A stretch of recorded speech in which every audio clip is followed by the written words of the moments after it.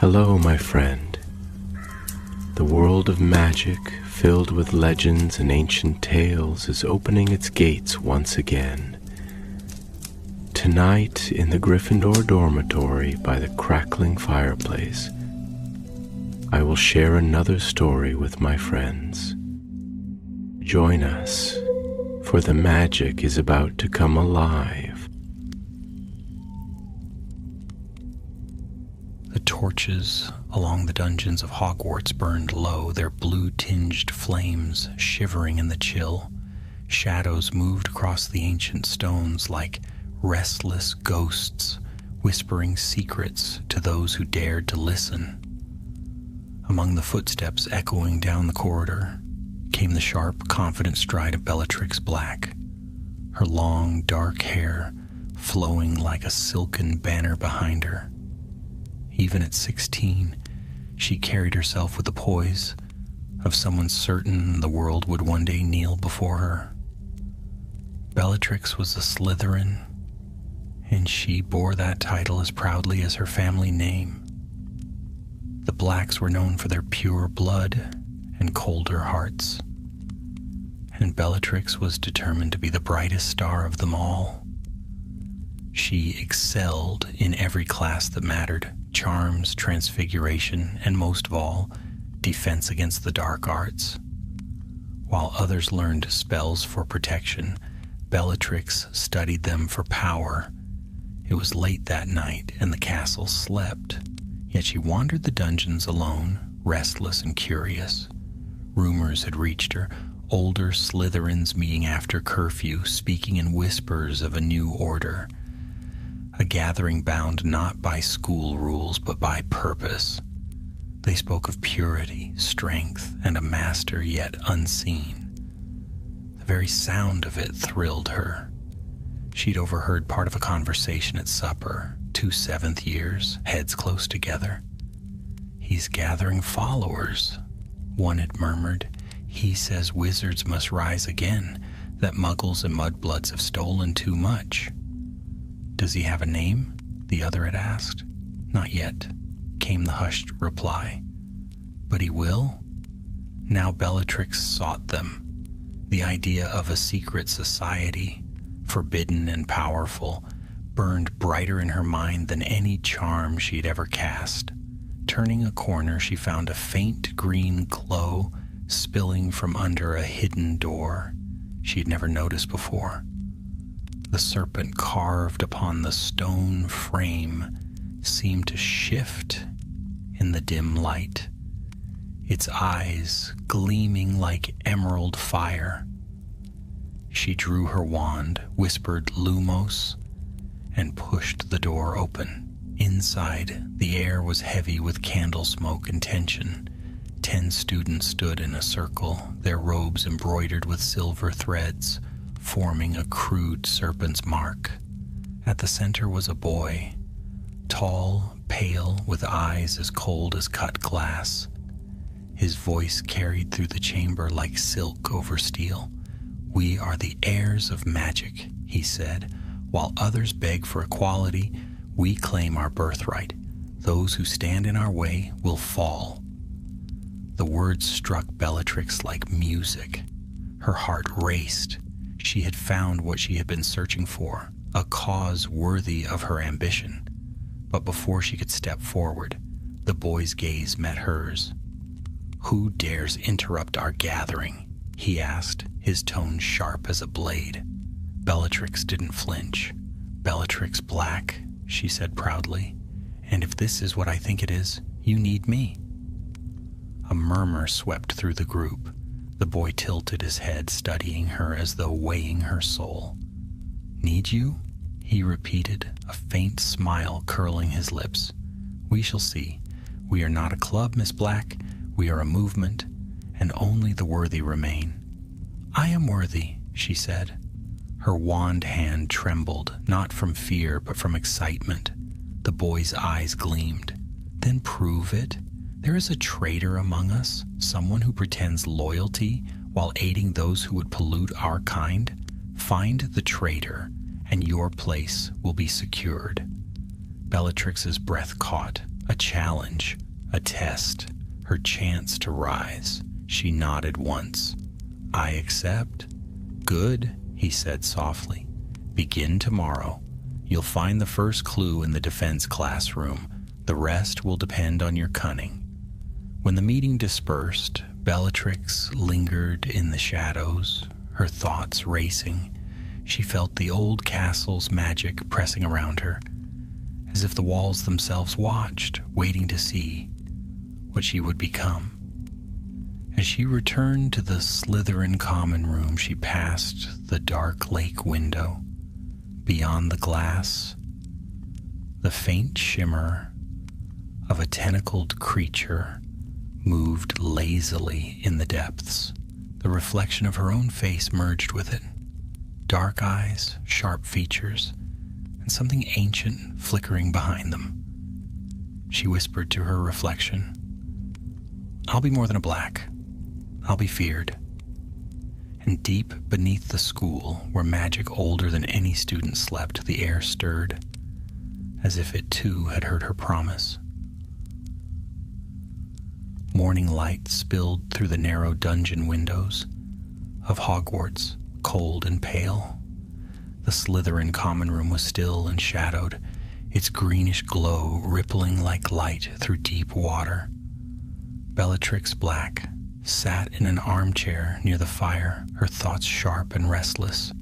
She had not slept. The boy's challenge echoed in her mind. Find the traitor. It was not fear that stirred her blood, but the thrill of purpose. She had been given a task worthy of her ambition. Someone within these walls was a liar, a half-blood sympathizer pretending to be one of them. She would expose them, prove her loyalty, and take her place among the chosen. When the others woke, Bellatrix moved through the morning like a shadow. She dressed swiftly, crisp robes, polished wand, and the silver serpent pin of her house gleaming at her collar. Her reflection in the mirror smirked back at her. Confident, clever, dangerous. The first clue, the boy had said, would be in the defense classroom. By the time she reached it, most students were at breakfast and the corridors were quiet. The classroom door creaked open, releasing the faint scent of ash and chalk. Rows of dark desks faced the blackboard, where faint traces of last night's lesson still lingered. The anatomy of curses. At the front of the room stood Professor Meredith. He was a young wizard by Hogwarts standards, perhaps 30 at most, with sharp features and storm gray eyes. His robes were slightly worn, his expression calm. He turned as Bellatrix entered. "Miss Black," he said mildly, "you're early." "I wanted to review yesterday's lesson," she replied, keeping her tone measured. "Ah," Meredith said, his mouth curving into a small smile. "A rare thing. Curiosity at dawn."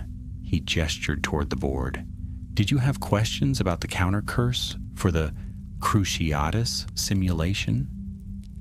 Bellatrix nodded, though she had no interest in the lesson. Her eyes swept the room, searching for anything out of place.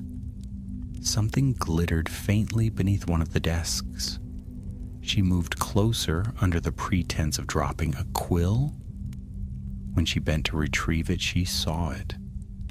A folded parchment sealed with green wax. She slipped it into her sleeve before standing. "Thank you, Professor," she said quickly. Meredith studied her for a moment, his expression unreadable. "You remind me of someone," he said quietly. "A girl I once knew who believed power was everything. Be careful, Miss Black. Sometimes power takes more than it gives." She met his gaze, chin lifted. Then she wasn't strong enough to hold it. His smile faded. Perhaps. When she left the room, her hands trembled, not from his warning, but from excitement. In a hidden alcove, she broke the wax and unfolded the parchment. It contained a single line.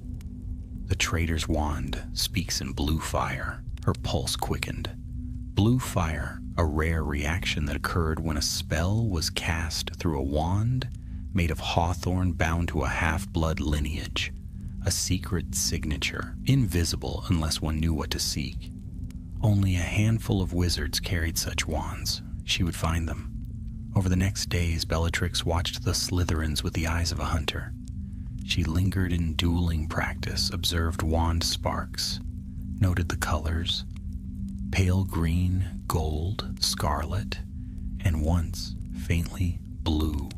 It belonged to Andros Flint, a 7th-year prefect. One evening, as rain lashed against the castle windows, Bellatrix cornered him outside the library. "Flint," she said, stepping from the shadows, "I saw your wand spark blue in practice. Unusual, isn't it?" He frowned. "What are you talking about, Black?" "You tell me." She leaned closer, her voice low. "There's talk of a traitor, someone who aids mudbloods." His face darkened. "Are you accusing me?" "I'm asking questions." Flint drew his wand, but Bellatrix was faster. "Expelliarmus!" His wand flew into her hand. Blue sparks still glimmered faintly along the handle. She felt the power thrumming beneath her fingers. Alive, secret, tainted. He lunged toward her, fury flashing in his eyes. "Give that back." "Why so nervous?" she hissed. "Unless you've something to hide." Before he could answer, footsteps echoed down the corridor. Professor Meredith appeared, his robes fluttering, eyes sharp. "What is this?" he demanded. Flint straightened, breathless. "She attacked me, sir." Bellatrix held the wand out stiffly. "He cast a forbidden charm, Professor. His wand burns with blue fire." Meredith took it, studying the wood, then softly, "Hawthorn. Interesting." His eyes flicked to her. "Miss Black, detention? Both of you? Midnight tomorrow." Bellatrix's jaw tightened, but she bowed her head. "Yes, Professor." When he turned away, she caught a glimpse of something beneath his sleeve.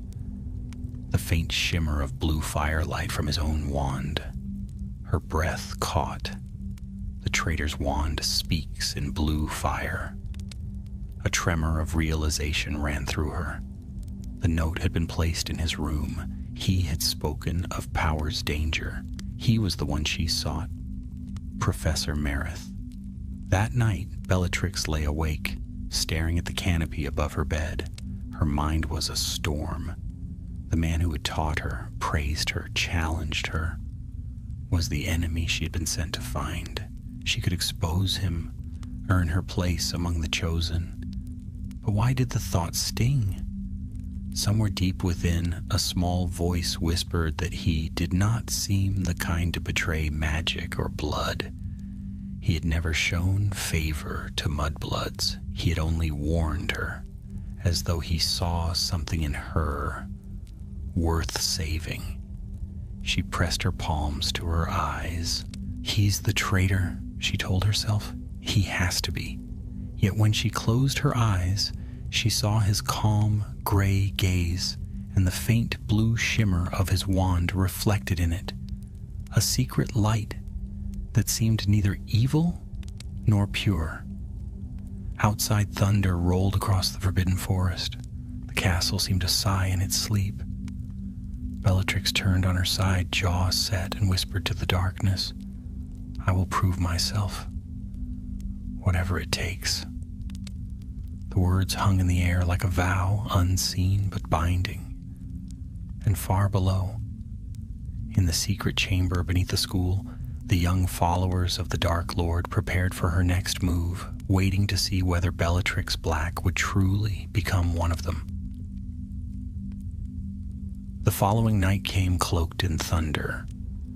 Rain drummed against the high windows of the castle, wind sighing through the cracks. Like the voices of ghosts, the torches guttered low and shadows stretched long across the stone corridors. Bellatrix Black moved through them silently, the hem of her cloak whispering over the flagstones. She was heading toward the defense classroom, toward her midnight detention with Professor Meredith. The challenge still burned inside her. She knew what she had seen, the blue shimmer of his wand, the subtle light that betrayed his secret. Every step she took echoed with the same thought: he is the traitor. When she reached the door, it was already open. The room was dim, lit only by a single candle upon the desk. The rest was darkness. "Miss Black," came Meredith's voice from within, punctual as ever. Bellatrix entered, her face unreadable. "I don't like to waste time, Professor." "Indeed." Meredith rose from his chair, moving toward the front of the room. "Since both you and Mr. Flint are serving detention, I've decided to make use of your rivalry. He's cleaning cauldrons in the storage room. You, however, will sort through these old curse records. They're arranged poorly, and I'd prefer them restored to order." He gestured to a tall cabinet filled with dusty scrolls. Bellatrix crossed to it, the candlelight catching in her dark eyes. "Yes, Professor." For a while, only the rustle of parchment and the soft patter of rain filled the room. Meredith stood by the blackboard marking papers with his wand, occasionally glancing her way. Bellatrix pretended to work, but her thoughts were elsewhere. Every motion he made, every flick of his wrist, every spark from his wand, she studied all of it, searching for a sign. At last Meredith spoke. "You've been restless, Bellatrix. I see it in your eyes. You seek something that cannot be taught in classrooms." She froze. "What do you mean?" He set his quill aside and leaned against the desk, studying her. "You hunger for greatness. That much is clear, but power without balance, without understanding, can devour even the strongest." "You sound like Dumbledore," she said coldly. He smiled faintly. "Then perhaps you should listen to him more." Her eyes narrowed. "You speak as though you don't believe in power at all." "I believe in it," Meredith said softly, "but not in cruelty. I fought once, long before you came here. I've seen what happens when people think blood and power make them gods." His voice dropped. "It always ends in ruin." Bellatrix's pulse quickened. "You fought?" He hesitated, then nodded. "I served in the last war against Grindelwald. Many did. He promised us a new world, a world where only the strong ruled. Some believed him." There was a flicker of memory in his eyes, deep and painful. Bellatrix stepped closer. "And now? Do you still fight? Against him?" Meredith's gaze sharpened. "Against who?"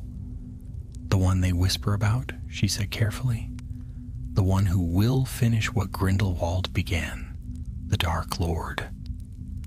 The words hung between them like a blade. The candle flickered, shadows crawling up the walls. Meredith's expression turned grave. "Be careful where you speak that name.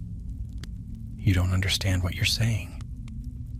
"I understand more than you think," Bellatrix hissed. "He's building something greater than any of you can imagine, and those who stand in his way will destroy themselves," Meredith cut in. His voice was calm, but his wand hand twitched. "Bellatrix, listen to me. Whoever he is, whatever he promises, it's a lie. He'll use you, as all dark men use the proud and the gifted. You'll think you serve power, but in truth, it will consume you." Her breath came sharp. She wanted to shout at him, to curse him, but something in his voice stopped her. It wasn't arrogance. It was sorrow. Lightning flashed, filling the room with silver light.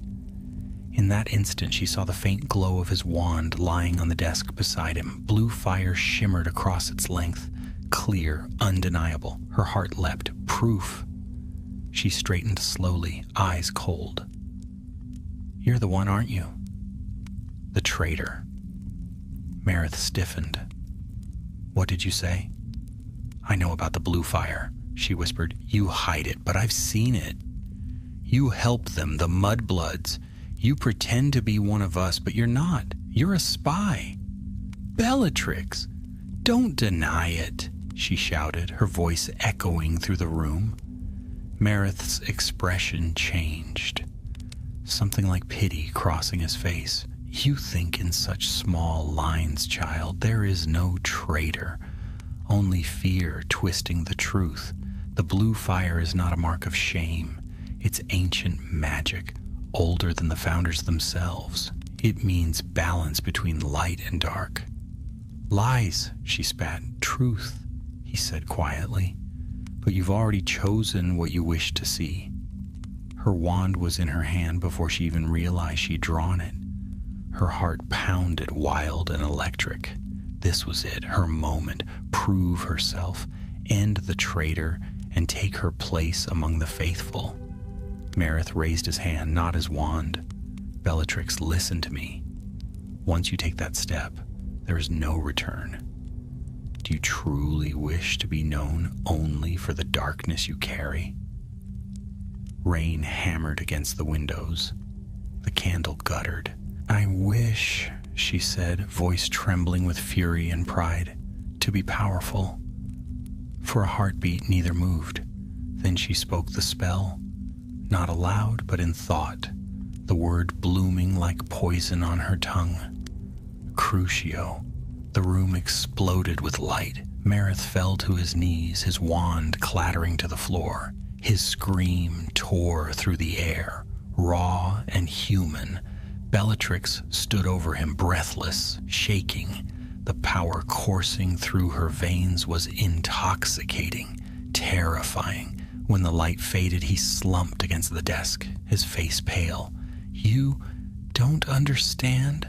he whispered. "I understand perfectly," she said, though her voice wavered.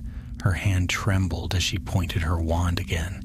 She knew the next word. She had studied it in forbidden books, whispered it under her breath in the dark. A curse meant for finality, Avada Kedavra. A flash of green light filled the room. The candle died. Silence.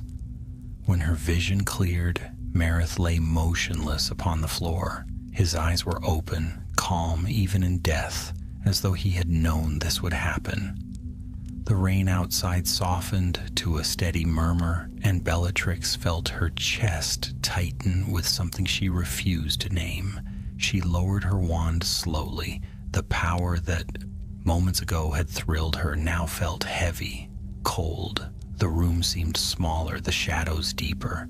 Then she heard a sound, a whisper behind her. She turned sharply, wand raised, but saw nothing. Only the faint trace of smoke curling from the fallen man's wand, glowing faintly blue. Bellatrix bent down, staring at it. The firelight shimmered once more across its surface, not in accusation, but in quiet mourning.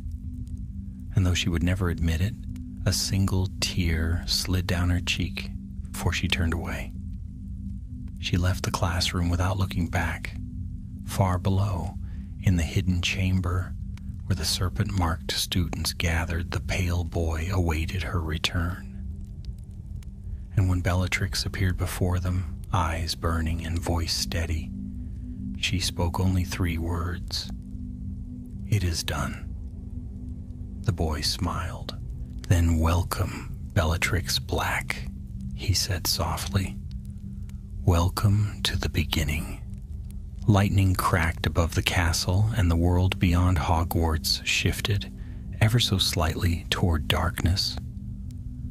The morning after the storm dawned gray and hollow, as if the sun itself hesitated to touch the castle's cold stones.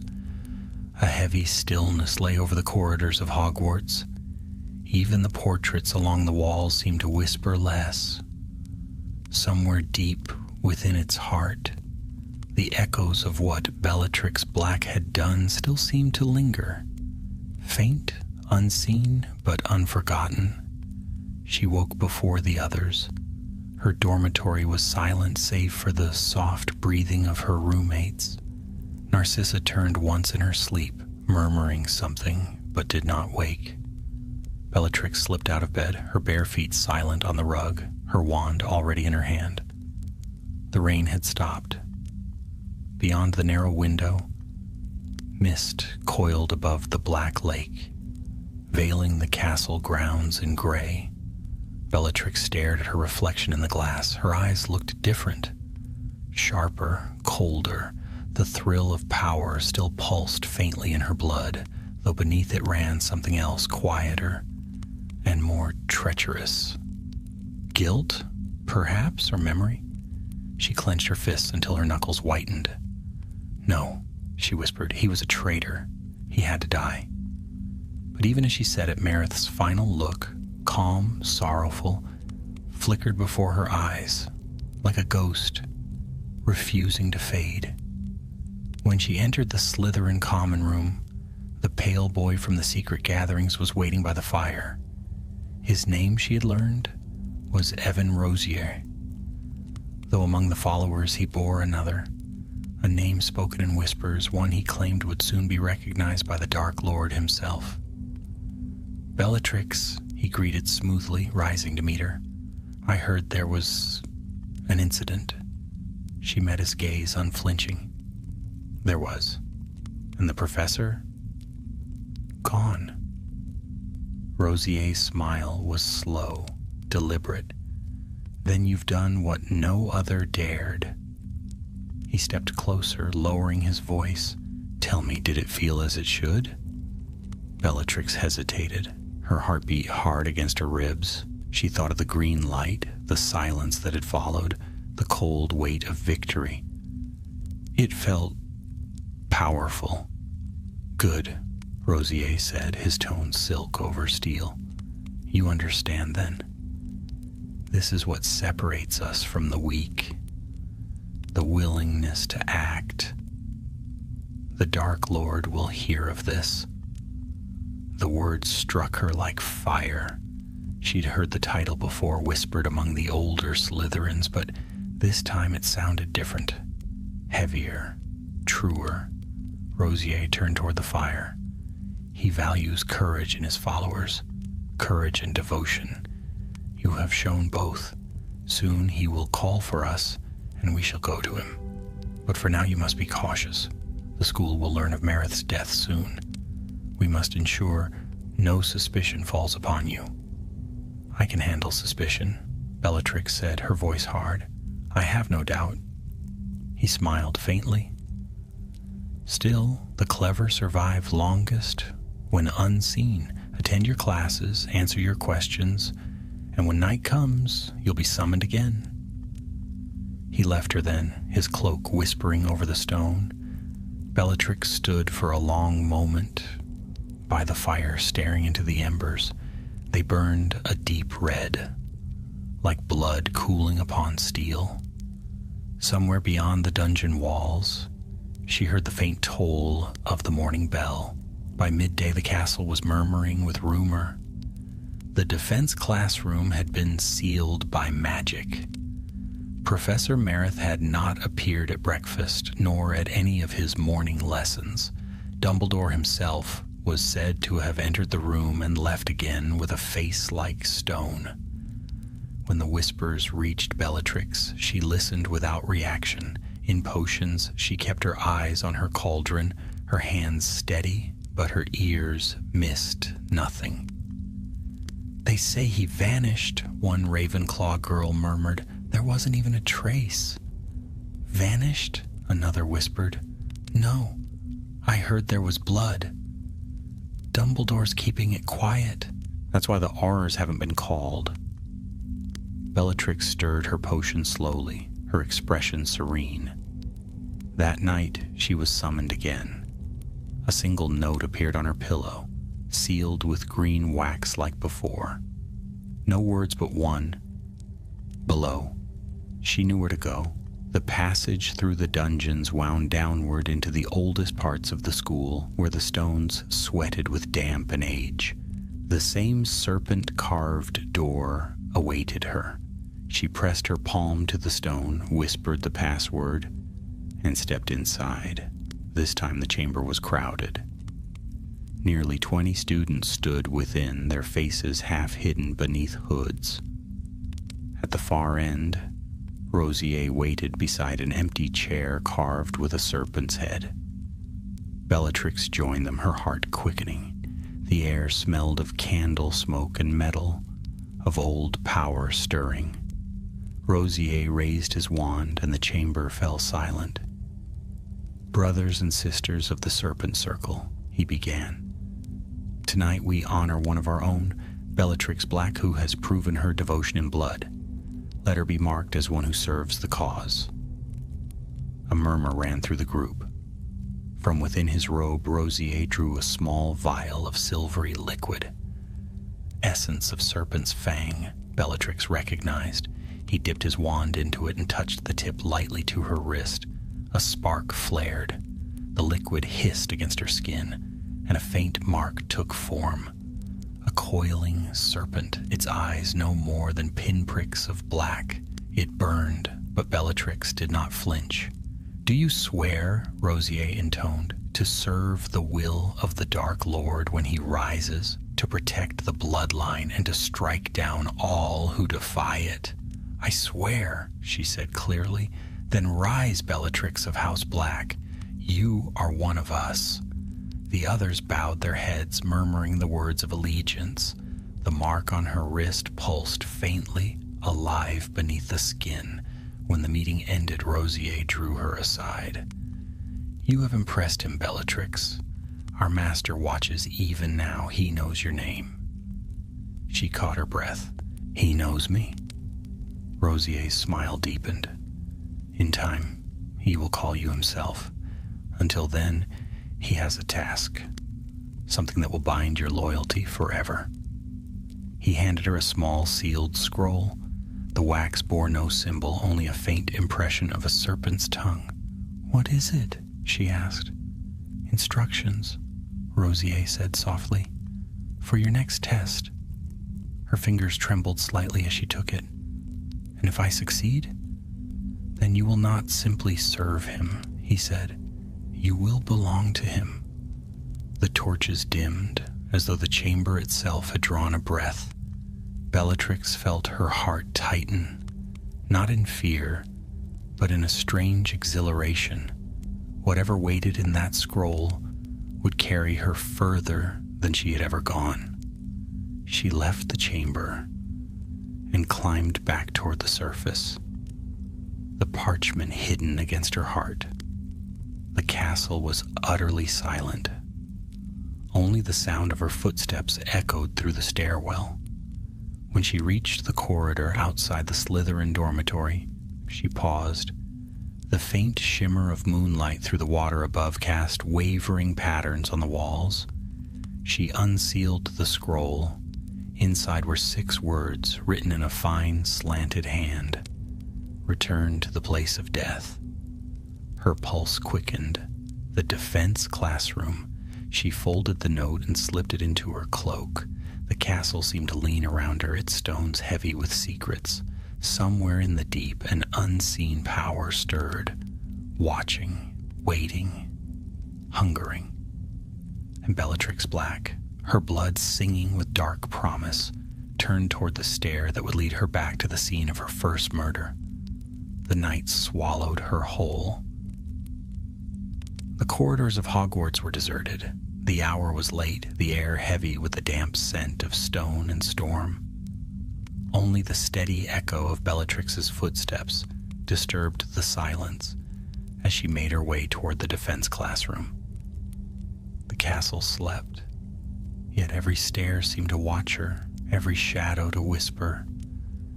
She held the scroll in her hand, its parchment still faintly warm. "Return to the place of death." The words burned in her mind. There was no fear in her, only a fierce and mounting curiosity. Whoever this Dark Lord was, he moved unseen, yet seemed to know her soul. When she reached the classroom door, she paused.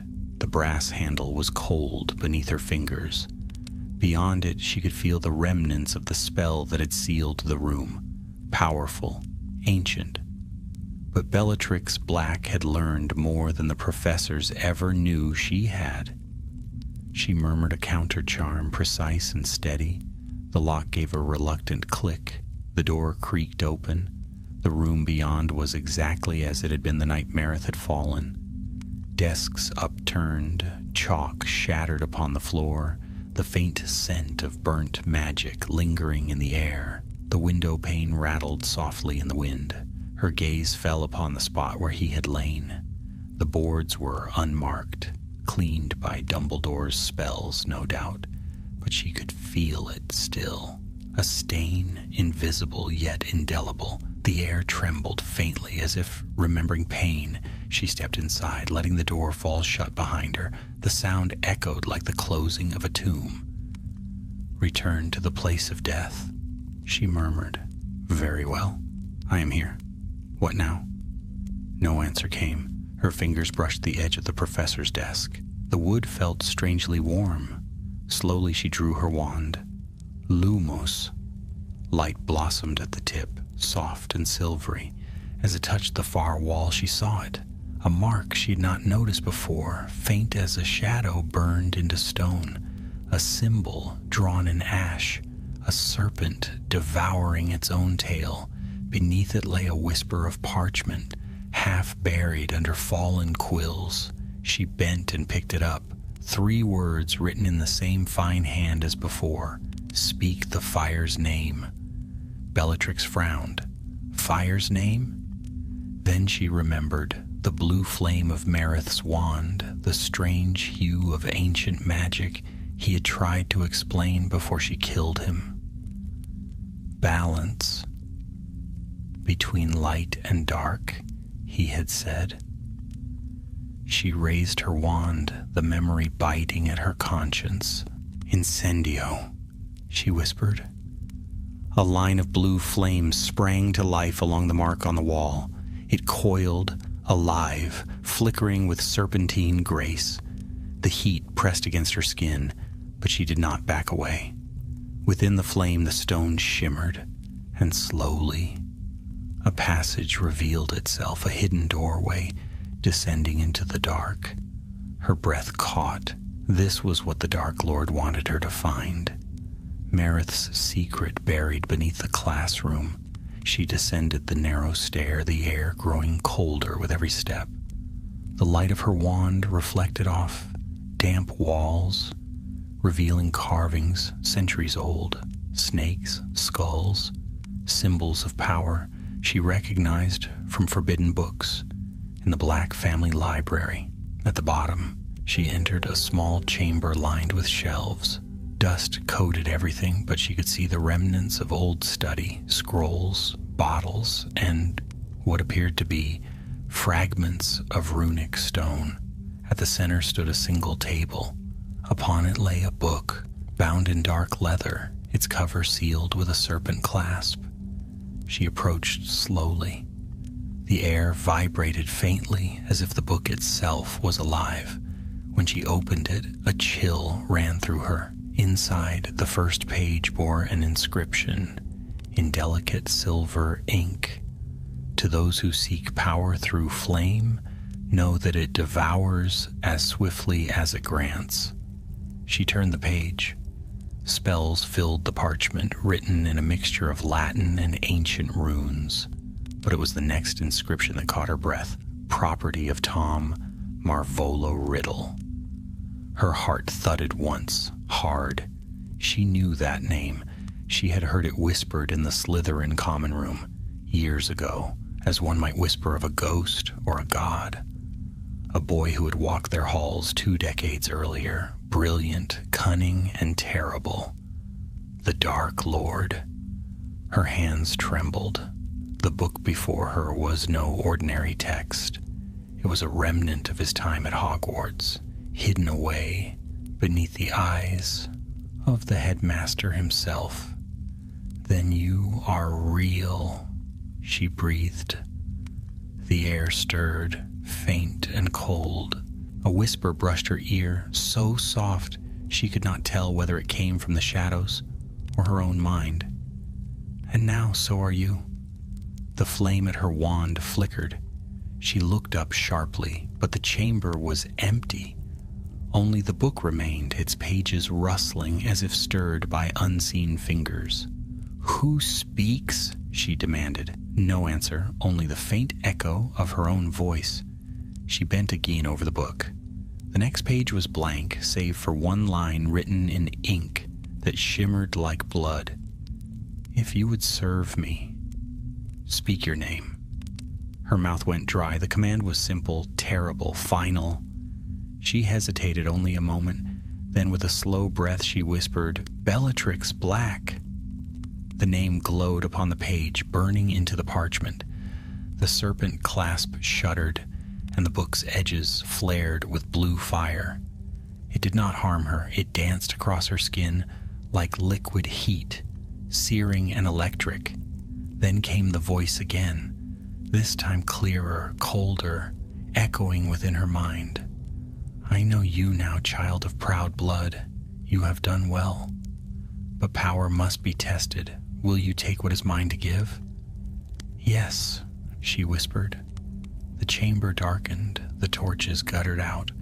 For a moment she stood in total silence, then an image bloomed in her mind. A circle of hooded figures, wands raised, light spilling from their hands. In the midst of them stood a man, his face pale as moonlight, his eyes burning scarlet. He smiled, and though the vision was fleeting, the power that poured through it struck her like lightning. When the darkness lifted, she was alone once more.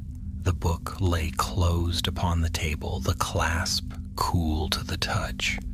On its cover, faintly glowing, was a single mark, a serpent forming the letter S. Bellatrix pressed her hand against it, trembling with exhilaration. She had felt him, his presence, his magic. She knew now that he was no mere rumor, but a living force waiting to rise again. She left the chamber in silence, the book concealed beneath her cloak. The stairway closed behind her as though it had never been.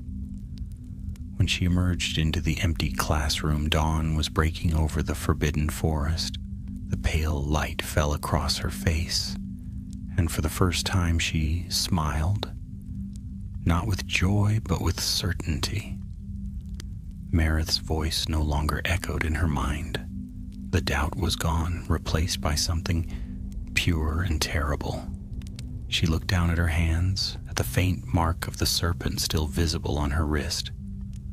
"Soon," she whispered, "I will serve him, and the world will kneel." Outside, the wind rose again, carrying the distant cry of a raven over the darkened lake. In that sound, the castle seemed to shiver, as though it too sensed that something old and dreadful had awakened within its walls. And deep beneath the earth, the hidden flame that had once been blue burned now a deep and hungry green. The next day dawned clear and brittle. The storm had passed, yet the world seemed drained of color, as though the light itself feared to linger too long. Bellatrix walked the halls of Hogwarts with her head held high, the ancient book hidden deep within her robes. None could guess what she carried or what she had done. By breakfast, the castle was alive with rumor. Whispers darted from table to table, hushed but urgent. Professor Meredith's disappearance had spread beyond Hogwarts. The ministry had been notified. 2 Aurors had been seen speaking with Dumbledore in the entrance hall. Students speculated wildly, but Bellatrix said nothing. At the Slytherin table, Evan Rosier leaned close. "You've heard?" he murmured, his eyes glinting like steel. "They're saying he vanished without trace. No one suspects you." Bellatrix allowed herself a faint smile. "Of course not." "Then the next step is yours," Rosier said softly. "Our master waits." He slipped something into her hand beneath the table, a small ring of black metal engraved with a serpent. The moment her skin touched it, she felt a pulse of magic, dark and ancient. "When the time comes," Rosier continued, "it will lead you to him." Her eyes narrowed. "Where?" He smiled thinly. "Beyond these walls, beyond Hogwarts. The Dark Lord summons only those he deems ready. Wear the ring. When it warms, follow its pull." Bellatrix said nothing, but her heart quickened. For years, she had lived within the boundaries of others, the school, the family, the rules. Now those walls were crumbling, and freedom glimmered beyond. Classes passed in a blur. Dumbledore appeared briefly in the great hall at midday, his face grave. He spoke little, merely assuring the students that an inquiry was underway, and all were safe. Yet Bellatrix thought she saw something flicker in his gaze when it passed over her, an awareness, a quiet watchfulness that made her spine stiffen. That evening she sat alone in the Slytherin common room, the firelight flickering across her features. The book lay open before her, its pages whispering faintly as though breathing. She traced the mark of the serpent on its cover. When she'd spoken her name to it, she had felt him. His presence had filled her mind. Cold, commanding, magnificent. Since then, her dreams had been filled with green fire and serpents that whispered her name. She turned a page. The script shimmered, shifting as though alive. New words appeared where there had been none before. The serpent calls from beyond the veil. Follow the flame that bears no smoke. Her pulse quickened. She looked at the black ring on her hand. It was cold now, but as she watched, it began to glow faintly, green light seeping from its edges like fire through cracks. The call had come. Without hesitation, she rose. The corridors beyond the common room were dark. Curfew had long passed. She moved silently, the hem of her cloak brushing the floor, the ring's faint light guiding her way. It led her not upward but down, deep into the underbelly of the castle, through forgotten corridors and sealed passages that even Filch never patrolled. The walls grew damp, the air heavy. She passed carvings so ancient they had worn smooth with time. At last, the ring's glow flared bright. She stood before an archway she had never seen before, carved in the shape of a coiled serpent. Its eyes were hollow, and within that darkness shimmered a faint emerald haze. The air hummed. A voice spoke, not aloud, but within her mind. "Enter, my faithful one." The stone slid aside soundlessly. Bellatrix stepped through. The passage beyond descended into a vast cavern lit by green fire that burned in floating orbs. The walls shimmered with serpentine patterns, and the air smelled of old magic. At the far end stood a dais of black marble, and upon it a tall figure cloaked in shadow. She could not see his face, but she felt his presence, a pressure vast and commanding, pressing against her very soul. "You have come," the voice said, smooth and cold, "and you have done well." Bellatrix fell to one knee, bowing her head. "My lord," the figure descended from the dais, moving like smoke. "You are young, Bellatrix Black," he said, his tone almost gentle. "Yet already you understand what others do not, that mercy is weakness and fear, the enemy of greatness." She lifted her gaze. His face emerged from shadow, pale, fine-boned, and strangely ageless.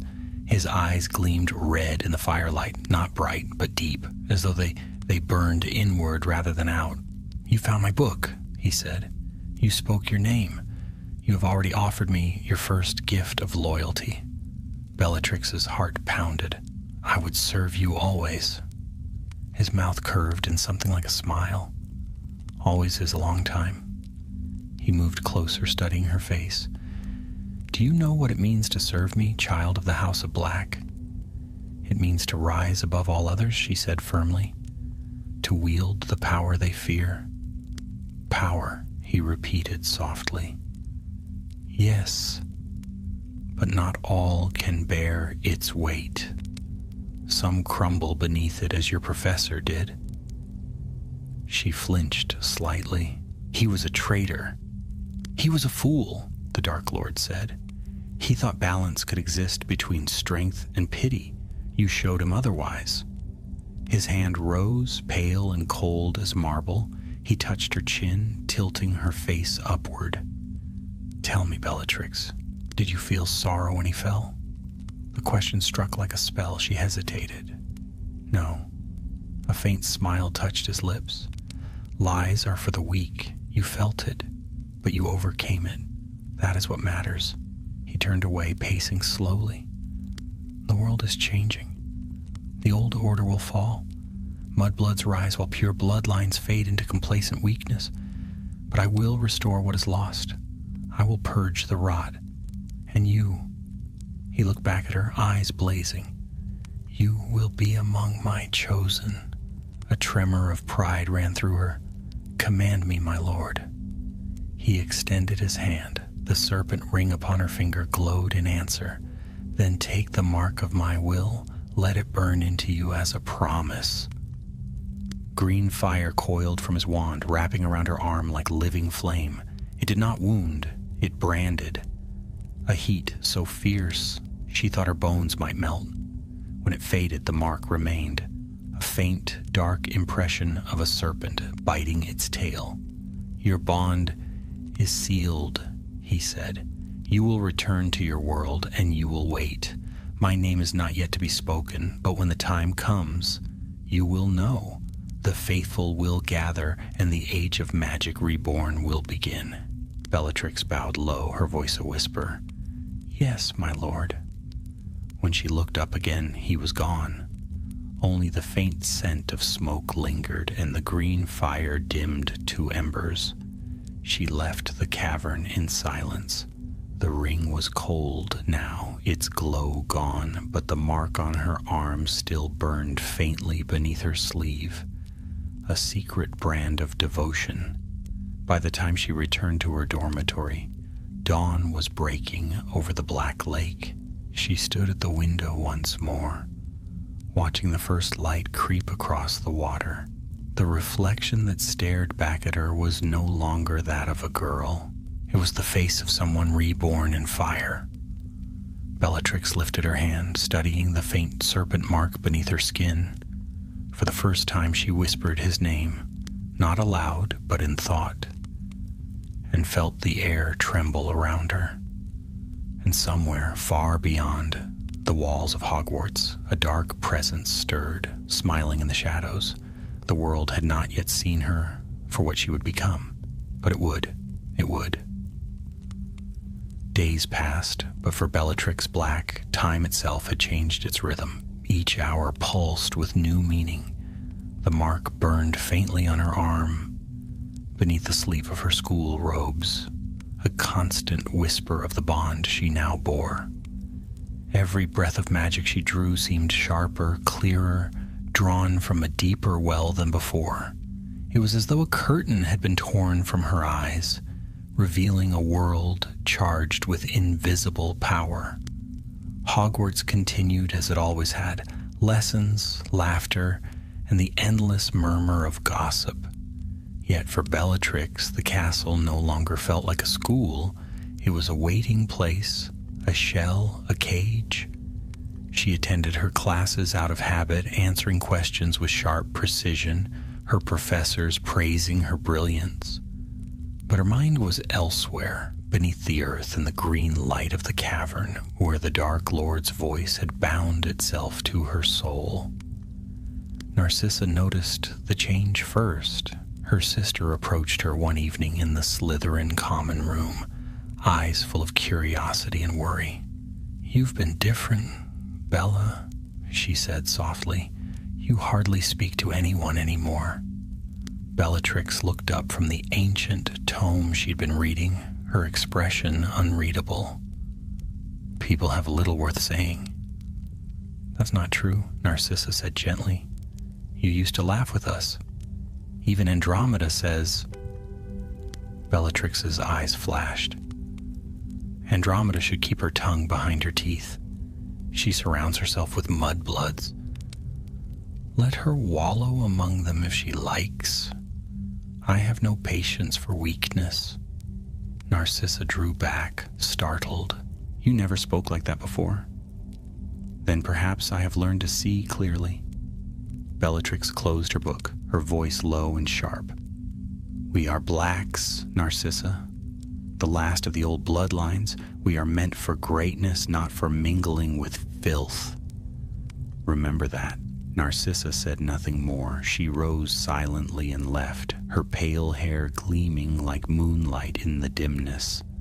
Bellatrix watched her go, something tightening in her chest, an emotion she could not name or would not.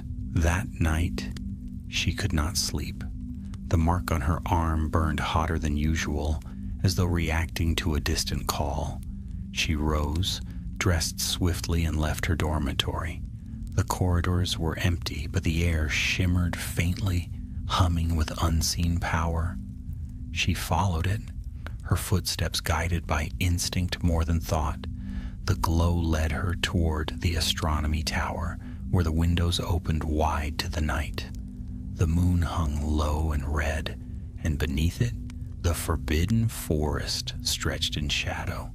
When she reached the top, she found someone waiting. Evan Rosier leaned against the parapet, the green serpent pin at his collar glinting in the moonlight. "You felt it too," he said. "Yes." He nodded. "He calls again. The others are already preparing." "Preparing for what?" "For his rise," Rosier said simply. "The Dark Lord is gathering his followers beyond the castle, families of the old blood, Nott, Lestrange, Malfoy. He means to form a true order, one that will sweep away the weakness of this age." Bellatrix's heart quickened. "An army. A beginning," Rosier corrected, his eyes shining. "He asked me to tell you this. When the term ends, you will be called. Your task will begin." Bellatrix turned her gaze toward the forest. The moonlight shimmered on her dark hair. "And what of Hogwarts?" she asked. "What of this place?" "Let it sleep," Rosier said softly. "Soon, the world beyond these walls will wake." They stood in silence for a time, the cold wind whipping around them. Then from far below, the faint toll of the midnight bell echoed through the air. Rosier touched her arm briefly, his expression solemn.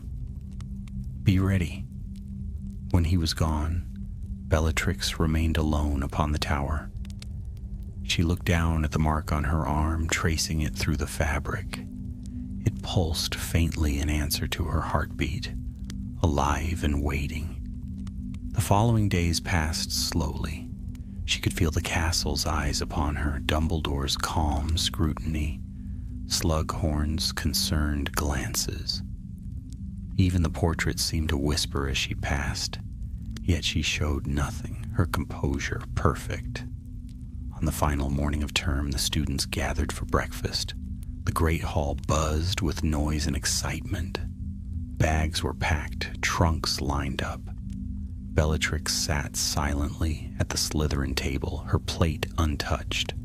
A barn owl swept through the open windows, circling once before descending to her. It dropped a sealed envelope beside her goblet, then vanished. Her fingers trembled slightly as she broke the seal. Inside was a single line, written in elegant, precise script. "The serpent waits at dusk, where the forest meets the stone." Her eyes flicked to Rosier across the table. He gave the faintest nod. That evening, while the others laughed and prepared to board the Hogwarts Express, Bellatrix slipped away. She moved through the empty corridors one last time, her footsteps echoing faintly. The great doors opened before her, and the cool air of the grounds touched her face. The forest loomed ahead, dark and whispering. She followed the path to where the trees met the cliffside stone. There, hidden among the roots, burned a faint green light. Rosier stood beside it, along with two others she did not recognize. Without a word, they stepped aside, revealing a narrow stone stair descending into the earth. "The way is open," Rosier said. "He waits below." Bellatrix hesitated only a heartbeat before stepping forward. The air grew colder as she descended. The stairway spiraled down into darkness, lit by flickering torches that burned without smoke. The walls were carved with serpents, their eyes glittering like emeralds. At the bottom lay a vast chamber, a mirror of the one beneath Hogwarts, but grander, deeper, alive with power. Dozens stood within it, hooded figures bearing wands that glowed faintly green. At the center stood him, the Dark Lord. His eyes found hers immediately, crimson and burning. A thrill ran through her so sharp it was almost pain.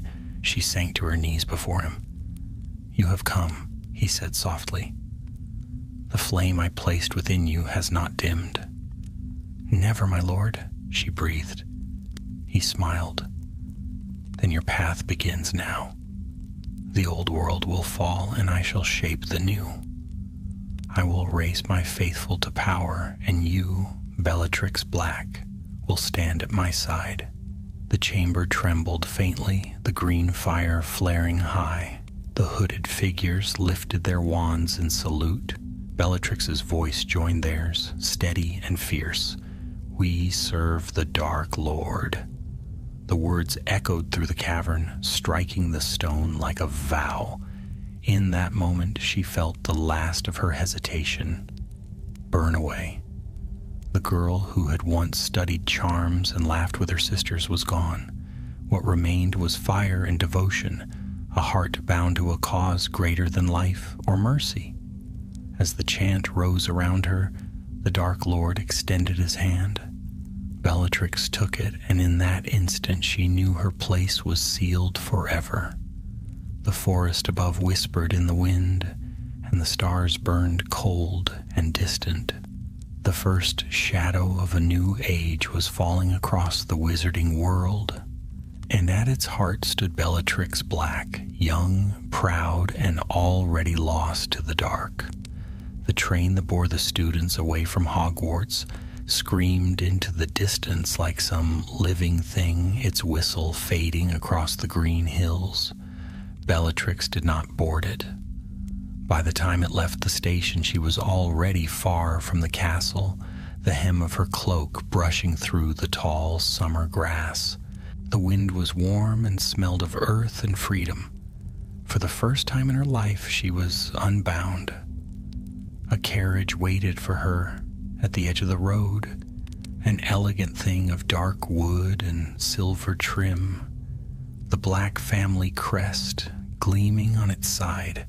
The driver, a tall man with a pale, forgettable face, bowed deeply as she approached. "Your mother awaits at Grimmauld Place, Miss Black," he said. Bellatrix inclined her head and stepped inside. As the carriage jolted forward, she turned her gaze to the sky. The clouds hung heavy and gray, gathering as if in omen.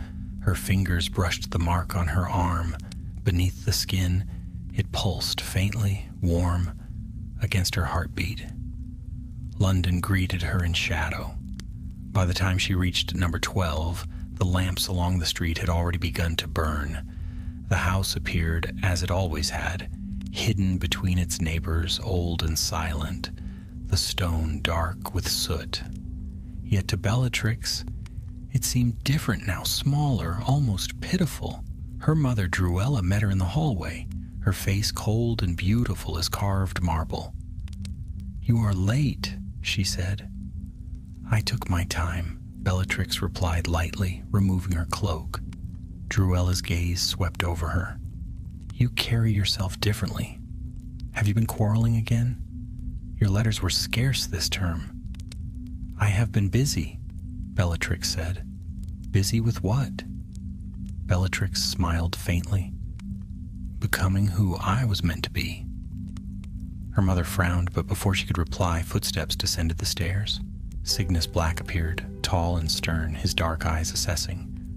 "Bellatrix," he said, "you've grown." She inclined her head.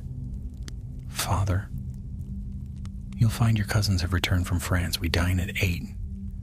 Your Aunt Walburga expects you to attend. There will be talk of alliances, marriages." Bellatrix's expression did not change, but her voice sharpened slightly. "I am not interested in alliances." Cygnus arched a brow. "A daughter of the House of Black does not choose her own interests. She obeys them." She said nothing more, though a cold fire coiled in her chest. Dinner that night was long and suffocating. The Black family gathered around the great mahogany table, its candles flickering over ancient portraits that whispered among themselves. Her cousin Sirius sat silent and brooding, his younger brother watching her with wary fascination. Conversation turned to politics, the growing tension in the wizarding world, rumors of dark gatherings of strange disappearances. "They say some young purebloods are joining secret movements," said Aunt Walburga, her eyes narrow and glittering. "Fools, most of them, pretenders. The ministry will stamp them out soon enough." Bellatrix's fingers tightened on her goblet. "Perhaps they are not fools," she said softly. All eyes turned to her. Walburga's lips thinned. "You speak as though you know more than you should." Bellatrix met her gaze. "I speak as one who understands that power is never granted freely. It must be taken." A heavy silence fell. Then her father said, "Enough." His tone left no room for argument. The rest of the meal passed in stiff quiet. When at last she rose from the table, Bellatrix felt the mark on her arm burning faintly, as though reminding her of where her true allegiance lay. Later, in her old bedroom, she stood before the mirror. The girl who stared back was not the same one who had left for Hogwarts months ago. Her eyes were darker, her expression harder. Around her neck hung a simple chain from which the serpent ring now dangled. "You will not keep me in cages," she murmured. "Not you, not anyone." As if in answer, a faint whisper brushed her thoughts, the Dark Lord's voice distant yet unmistakable. "The time approaches. Gather the loyal. The serpent's circle shall rise again." Her pulse quickened. She knew what he meant. Rosier had spoken of others, pure bloods of old houses already drawn into his shadow. They would meet soon. This time, not in the hidden chambers of Hogwarts, but in the world beyond. The next evening, Bellatrix left Grimold Place without a word. The streets were empty, the city alive only with the faint hum of magic beneath its stones. She followed the pull of the ring, which glowed faintly green as it guided her through twisting alleys and narrow courtyards. At last, she reached an abandoned townhouse on the edge of Nocturne Alley. Its windows were blacked out, its door unmarked. She raised her hand to knock, but before she could, it opened of its own accord. Inside, the air was thick with candle smoke and the scent of iron.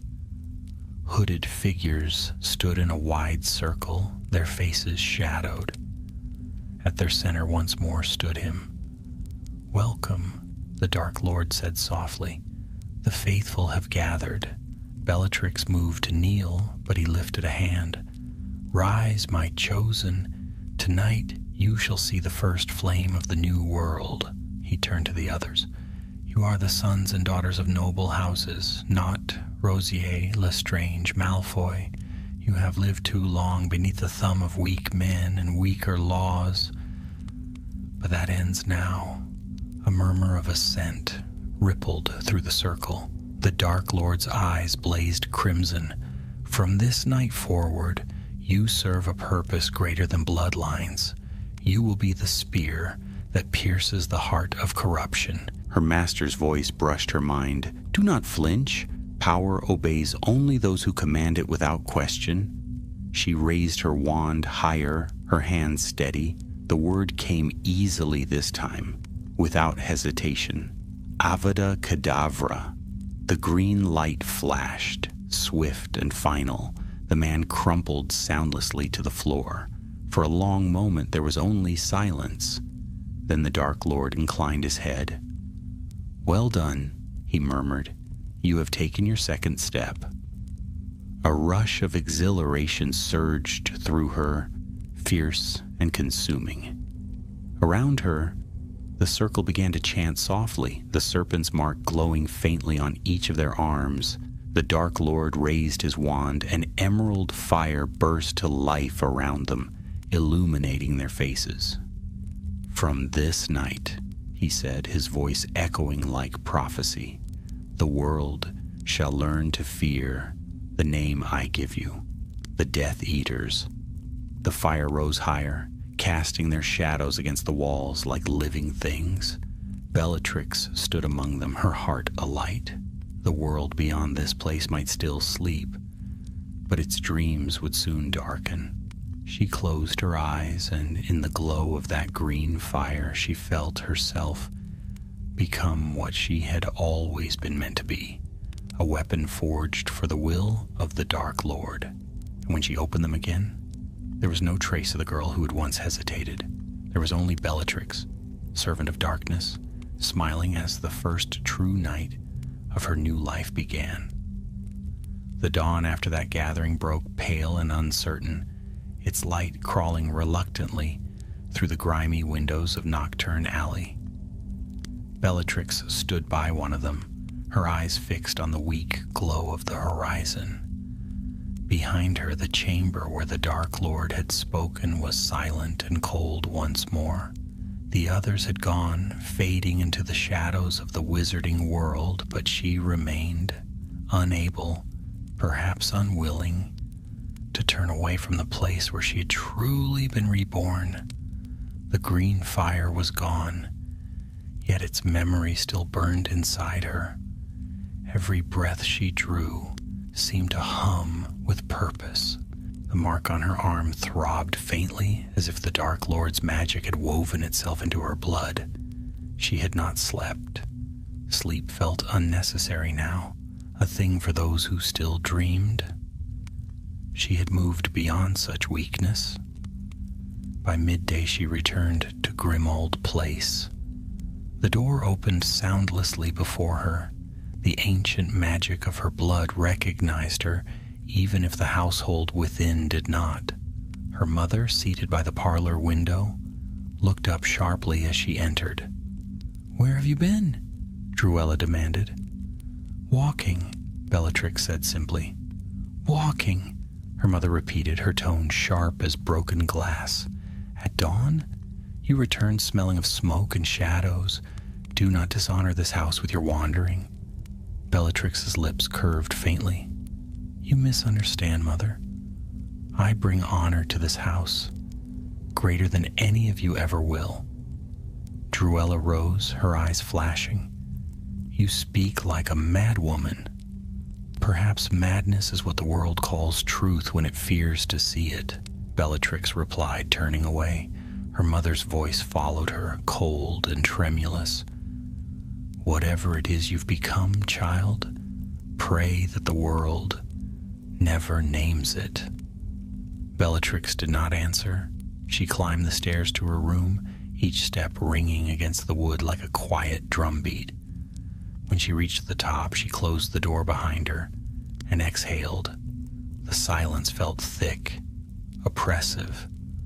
On her desk lay the old mirror she had used since girlhood. She stared into it for a long time. The woman looking back at her was no longer soft-featured, no longer merely proud. There was something new in her eyes, a depth, a fire, a hunger that no charm or glamour could conceal. She drew her wand and traced the air before the glass. Revelio. The reflection flickered, and for a heartbeat she thought she saw him there, the pale face of the Dark Lord, faint as mist, smiling in the depths of the mirror's sheen. Then it was gone, leaving only her own gaze. That night the call came again, not through the ring, but through her mark. It seared her skin, not painfully, but insistently. She knew at once what it meant. The Dark Lord summoned. She apparated to the edge of a wide moor beneath a starless sky. Wind hissed through the tall grass, carrying the scent of rain. A single figure waited there, his cloak rippling like liquid shadow. "Rosier," she greeted. He inclined his head. "You felt it too. He calls us north, beyond the river, a gathering unlike any before.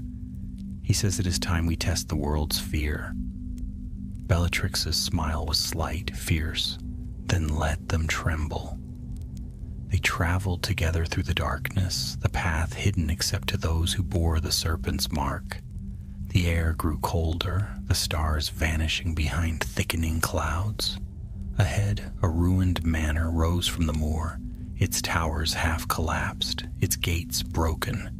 Within its crumbling halls, dozens waited, masked now, their hoods drawn low. The Dark Lord stood before them, his presence filling the vast space as if he commanded the very air.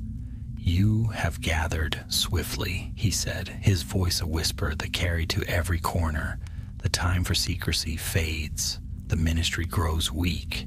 The old bloodlines stir, restless, waiting for a leader. We will show them that leader has come." The crowd murmured in assent. "The world must be reminded that magic was not made to serve," he continued. "It was made to rule. Tonight, we strike our first blow." He turned his crimson gaze toward Bellatrix. "You, my faithful one, will lead them." A shiver of pride ran through her. "Command me, my lord." "There is a village nearby," he said, "a place that shelters those who would defile our kind with their ignorance. You will go there? Let them see what fear truly means. Leave none untouched by it." Bellatrix bowed low. "It will be done." Rosier stepped forward, his wand gleaming. "We ride with you, sister." The Dark Lord's lips curved in a ghost of a smile.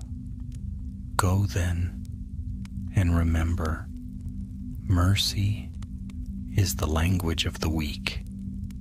They departed into the storm. The night swallowed them whole, rain lashing their cloaks, wind tearing through the moor. By the time they reached the village, a scattering of stone cottages beside a crooked river, the sky was a sea of lightning. Bellatrix raised her wand. "No survivors," she whispered. The first bolt of green light streaked through the rain, striking a figure that had stepped into the road.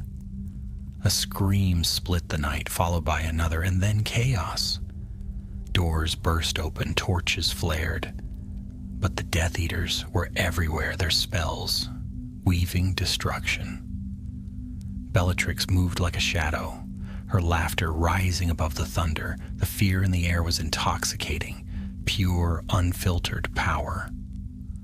For the first time, she felt truly alive. When it was done, the rain fell heavier, washing the ash and smoke into the river. The cottages burned in silence, the flames reflected in her dark eyes. Rosier approached, his mask lowered. "It is finished." She turned to him, her face streaked with rain and firelight. "No," she said softly, "it has begun." They returned to the ruined manor before dawn. The Dark Lord waited upon his throne of black stone, the faintest hint of satisfaction in his gaze. "You have done well," he said. "The world will awaken to whispers of this night. They will speak your name with fear, and in time, with reverence." Bellatrix knelt before him, her chest heaving. "All glory to you, my lord." He extended a hand, touching her brow. A rush of icy magic surged through her, sharp as lightning. She gasped, overwhelmed by the force of it. "Rise, Bellatrix," he said. "Rise as my hand, my blade, my voice. The old world is breaking, and you will be its herald." She rose, trembling, her veins singing with his power. Around her the Death Eaters bowed low, their wands raised in silent devotion. Outside the storm broke fully, tearing the clouds apart. Lightning illuminated the moor, revealing the first faint trace of dawn. Bellatrix looked up at the sky, her heart steady. The path before her was clear now, paved not with mercy or doubt, but with fire. The Dark Lord's voice echoed through her mind once more, low and certain. "You have shed the last of who you were. The world shall remember the name Bellatrix Lestrange." The name struck through her like a brand. It was not yet true, not yet earned, but she knew it would be. As the sun rose over the moor, painting the world in pale gold, Bellatrix smiled, a slow, cold smile that promised the light would not last. And far beyond, in the quiet streets of wizarding London, the first whispers began, of shadows gathering, of terror reborn, and of a young witch whose name would soon become legend and curse alike. The summer that followed was long and heavy, filled with the hush of a world that had begun to shift without quite understanding why. The ministry whispered of strange events, families vanishing in the night, dark symbols scorched into the sky, the mark of a serpent coiled around a skull. In every corner of the wizarding world, unease grew like creeping ivy. Yet to Bellatrix Black, these were not rumors. They were the signs of a dawn long promised. Each morning she awoke before the light, her mind already burning with the voice of her master. Each night she returned to the gatherings, hidden in cellars, forests, forgotten halls, where once noble families had bowed to no one. The Death Eaters were multiplying. Some came for power, others for fear, but all bent the knee to him, and always at the Dark Lord's side stood Bellatrix. In those days, her name spread among the faithful like fire in dry grass, the youngest witch ever to stand among the inner circle, the first to kill for him, the fiercest to obey without question. They called her the Dark Lord's Flame, a title she wore with pride. Her family, meanwhile, had become restless.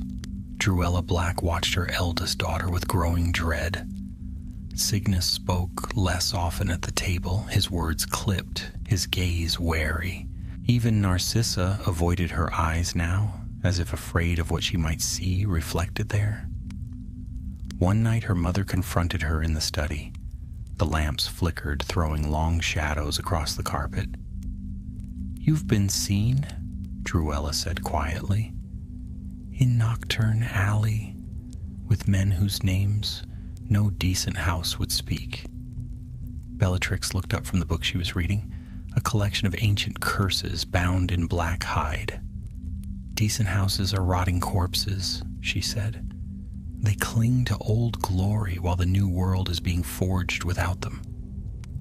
"Forged?" Druella's voice trembled. "Forged in murder and blasphemy? You bring shame on this family." "I bring strength," Bellatrix snapped, rising. "The Blacks have spent centuries proclaiming their purity, their superiority, and yet what has it brought us? Caution, silence, decay? But I, Mother, I have acted."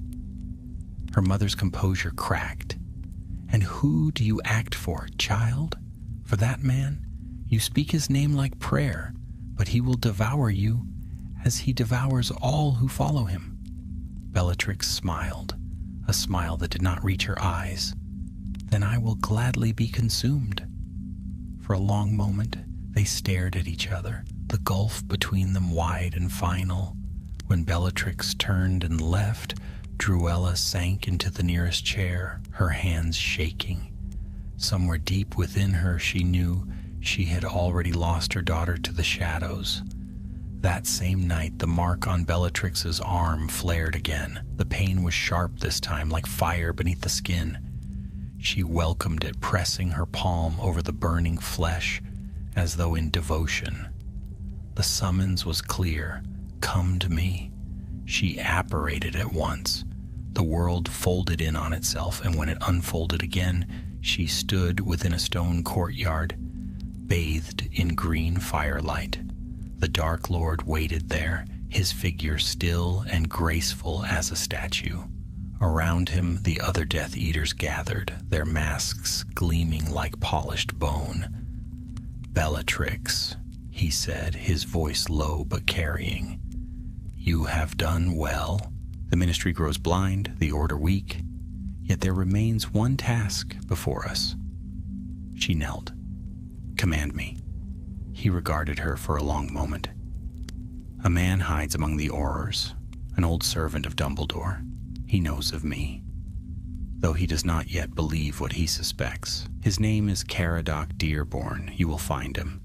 And when I do, make him an example." Her lips curved in a slow, eager smile. "Yes, my lord." "Take Dolohov with you," he said. "He will watch, but this deed is yours." When he dismissed them, Bellatrix and Dolohov apparated to the outskirts of a quiet village nestled among the moors. It was near midnight, and the air smelled of peat and mist. The only light came from the cottage at the edge of the hill. "Dearborn lives there," Dolohov murmured. "He's alone tonight. His wife's away. The others are watching the roads." Bellatrix drew her wand, its polished wood gleaming faintly in the dark. "He will not see the dawn." They moved silently through the grass, shadows upon shadows. At the door, Bellatrix whispered a charm.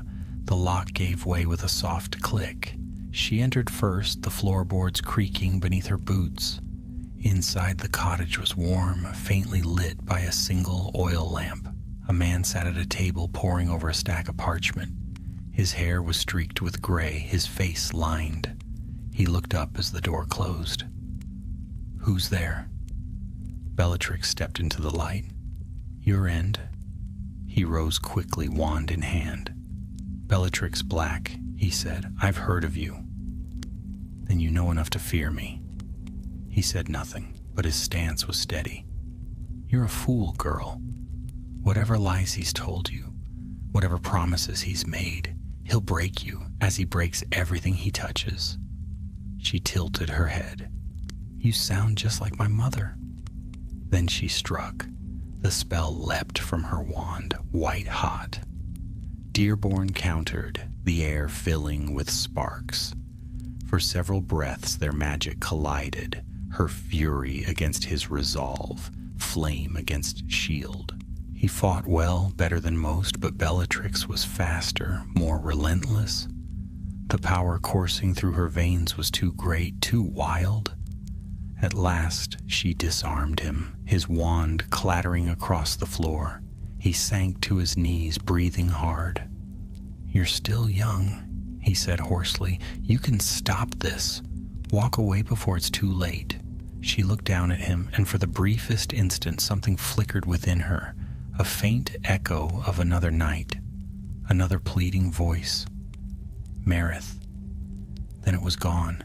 "Too late was a long time ago," she whispered. The flash of green lit the small room.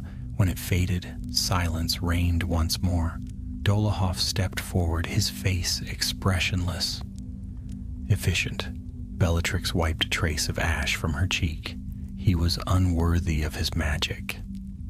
Together they left the cottage. Behind them, the green light of the dark mark rose into the mist, its serpent's tongue coiling across the clouds. By dawn, the world would know. Another Auror dead, another warning written in the sky. When Bellatrix returned to her master, he received her with quiet satisfaction. "You see now," he murmured, "how easily the world bends to fear. You were born for this, Bellatrix." She bowed deeply. "For you, my lord." "And soon," he said, his eyes glinting, The world will tremble when it hears that name. Outside, the wind howled through the dead trees, carrying the scent of smoke. Bellatrix stood in the doorway of the ruined hall, her wand still warm in her hand. She thought of Hogwarts, of the lake beneath its towers, of the girl who had once walked its halls believing she sought greatness. That girl was gone, dissolved into the storm she had chosen to serve, and yet, somewhere deep within the folds of her soul, there remained the faintest echo of a voice, long silenced, asking whether power without mercy was strength at all. She dismissed it with a smile. Mercy was for the dead, and Bellatrix Black, chosen of the Dark Lord, had never felt more alive. Autumn came early that year. The wind swept across the moors in long, cold breaths, bending the heather and stripping the trees of their leaves before they had even turned gold. The days grew shorter, the nights longer, and in that darkness, the name of Bellatrix Black began to spread like a whispered curse. The ministry still denied the truth. The Daily Prophet printed polite lies about isolated incidents and unrest among discontented wizards. But the wizarding families knew. They heard the rumors carried by frightened owls and secret letters of the serpent's mark burned into the sky, of screams in the night of a young witch whose laughter could be heard even after the spell had struck. Within the hidden halls where the Death Eaters gathered, Bellatrix moved as flame through smoke, bright, fierce, unstoppable. The Dark Lord favored her above the rest. When he entered a room, it was her name he spoke first. When his followers hesitated, it was her voice that silenced them. Yet the more she gave, the more he demanded. There was always another mission, another test, another name to erase. Each act bound her more tightly to his will until she could no longer tell where her own desire ended and his began. She felt his presence even when he was far away, a constant murmur beneath her thoughts, a pulse in the mark on her arm. And though she did not admit it, she found a strange comfort in it. It was purpose, it was power, it was everything she had ever wanted. But not all shared her devotion. One evening she returned to the Black family home to find her sister waiting. Narcissa stood by the window, pale and lovely, her expression grave. "You shouldn't be here," she said softly. "Father's furious. Mother won't speak of you at all. They say you've brought shame on our name." Bellatrix laughed. "Shame? Our name has never burned brighter." "Burned?" Narcissa repeated, her tone sharp. "Yes." That's what fire does, Bella. It destroys. "Spare me the poetry," Bellatrix snapped. "You don't understand. None of you do. He is changing the world, Sissy. He is purging it of weakness, of filth. We'll have a new order, pure, strong, eternal." Narcissa's eyes glistened. "You sound mad." "Madness," Bellatrix said softly, "is what the small call greatness when they cannot comprehend it." She moved closer, her voice low and urgent. "Come with me. You're wasted here, waiting for the old world to die. Join him, Sissy. Be part of something greater than bloodlines and dinner parties." Narcissa's hand trembled as she reached for her sister's arm. "I have seen what you've done. I have heard the things they whisper about you. If that is greatness, I want no part of it." Bellatrix pulled away, eyes burning. "Then stay in your gilded cage and rot. I am beyond you now." She turned sharply and swept from the room, her cloak trailing behind her like smoke. Outside, the wind howled against the house, rattling the old windows. Bellatrix stood on the front steps, breathing deeply of the cold night air. The world felt alive around her, dark, endless, full of promise. She touched her arm. The mark pulsed once, warm beneath her skin. The summons. With a twist, she disapparated. When she reappeared, she stood within the ruins of an ancient church. Its roof had long since collapsed, its pews rotted away. The air smelled of damp stone and old magic. Around her stood a dozen Death Eaters, their wands casting pale light on the cracked walls. At the center of the ruined altar stood the Dark Lord himself. His robes billowed like living shadow, his eyes burning with cold fire. "You have all served me well," he said. "The ministry trembles. Dumbledore hides behind his castle walls, but we have only begun." He lifted his wand, and green fire erupted along the floor, forming the shape of a vast serpent that wound around them. "Tonight, we claim the allegiance of those who have long hidden behind neutrality. The Malfoys, the Knots, the Travers. They will swear, or they will fall." The Death Eaters murmured in agreement. Then his gaze turned to Bellatrix. "You will deliver the message, my faithful one." Bellatrix bowed her head. "It will be done." "You have no equal in loyalty," he said softly, "and soon the world will see it." He stepped closer, his hand brushing her cheek. "Tell me, Bellatrix, do you fear death?" Her heart thundered. "No, my lord, death is only the shadow of power." He smiled, a thin, cold thing. "Good, for power is a blade that cuts both ways." That night she went to the Malfoy estate, where Lucius Malfoy himself met her in the Hall of Mirrors. He was calm, immaculate, his pale hair shining like spun silver. "So," he said, his voice smooth, "the Dark Lord sends his most devoted." Bellatrix's wand flicked upward, its tip inches from his throat. "Do not mock his favor." He smiled faintly. "I would not dare. But you may tell your master that the Malfoys will not be threatened. We choose our allegiances carefully." "Then choose quickly," she said. "The time for hesitation has ended." There was silence, broken only by the crackle of the fire. Then Lucius lowered his gaze slightly. "You will tell him," he said, "that the Malfoys are loyal." Bellatrix's smile was all teeth. Wise decision. When she returned, the Dark Lord listened in silence as she reported. When she finished, he inclined his head. "You have done well, Bellatrix. You are the first of my chosen. The others will follow where you lead." A thrill ran through her. "Always, my lord." "Then go," he said. "Rest while you can. The days ahead will be filled with war." She bowed and withdrew, her heart pounding. The world outside the ruins was vast and starlit, the moor stretching endless and cold. She walked alone for a time, her footsteps sinking into the damp grass. It was strange, she thought. How quiet the night seemed after so much fire. Somewhere, far in the distance, an owl called. The stars glittered faintly through the clouds, their light thin and distant.